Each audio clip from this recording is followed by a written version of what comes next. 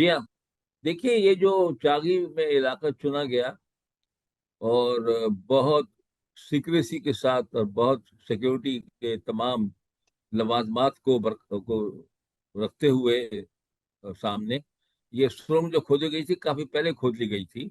और जनरल कल्लू को इसका इंचार्ज बनाया गया था। वो बहुत खामोशी से उन्होंने ये काम कराया था।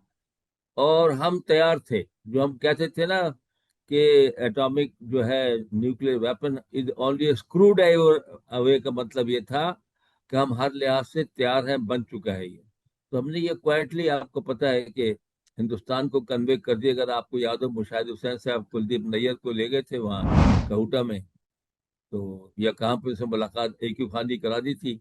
उस वक्त भी उनको कन्वे हो गया था कि पाकिस्तान ने न्यूक्लियर टेक्नोलॉजी हासिल कर ली है और वो तैयार है, तो हिंदुस्तान को हमारे साथ छेड़छाड़ ना करे। और बाकी आपको पता है, हेलीकॉप्टर में C-130 में सब सामान ले जाया गया बहुत सीक्रेसी के साथ। और पूरी तरह हम तैयार थे।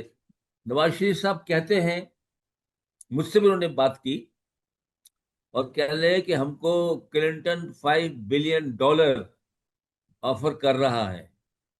तो क्या ख्याल है आपका कि अगर हम धमाका ना करें? मैं कहा, सर धमाका तो करना अब जरूरी हो गया है, क्योंकि हिंदुस्तान ने 5 धमाके कर दिए हैं। और वो हिंदुस्तान में हमको हमेशा डराता रहेगा।